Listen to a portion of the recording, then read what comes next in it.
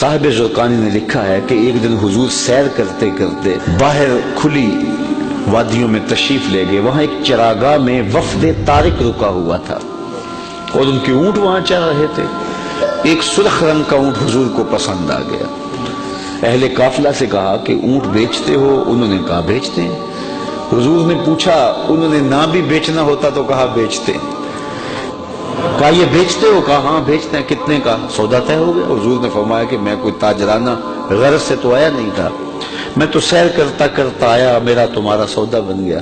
اب یہ اونٹ مجھے دے دو اور میں اپنے شہر میں جا کر اس کی قیمت تمہیں بھیج دے. تو انہوں نے کہا میں منظور ہے. حضور نے اونٹ پکڑا، چل دیے. وہ حضور کو دیکھتے رہے. جب نظروں سے اوجھل ہو گئے تو دل پر ہاتھ رکھ کے کھڑے ہو گئے. تھوڑی دیر کے بعد سکتے سے باہر آئے تو ایک دوسرے سے پوچھنے لگے، یار ایک شخص آیا اونٹ ادھار لے گیا، تم نے اس کا پتہ بھی نہیں پوچھا.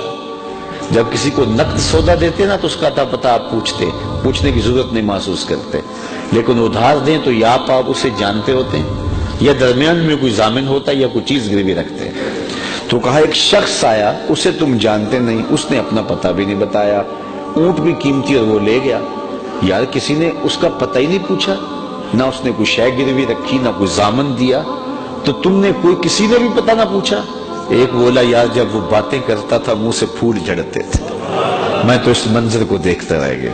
دوسرا بولا یار میں تو اس کی زلفوں کے پیچ و خم میں کھو گیا.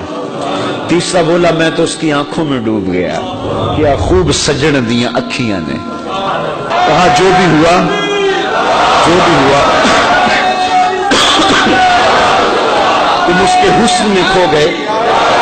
تم اس کے حسن میں کھو گئے اور وہ اپنے حسن کا جادو جگا کے تمہارا قیمتی اونٹ ہتھیا کے لے گیا. لیکن اگلے لفظ سنیے اور سینے پہ ہاتھ رکھ کے سنیے.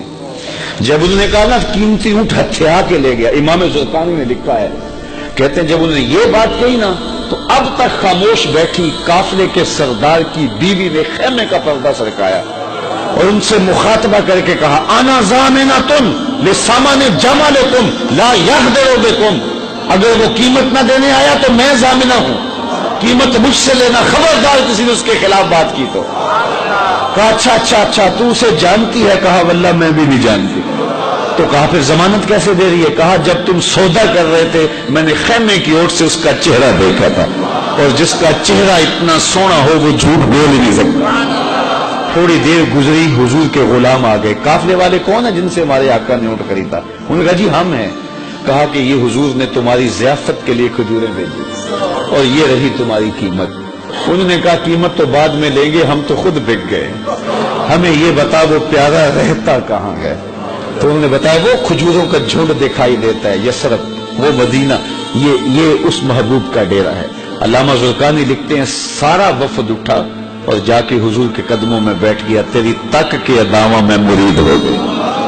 تو ایسا حسن اللہ نے اپنے محبوب کو دیا جو دیکھتا وہ دیکھتا ہی رہ جاتا.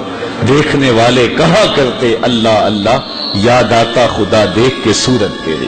دعا کرو اللہ ہمیں حضور کی زیارت نصیب فرمائے. یہ آنکھیں اس قابل تو نہیں ہیں لیکن مالک تو کرم کر، ہم تیرے محبوب کا نام لے رہے ہیں، حضور کی زیارت دے دے.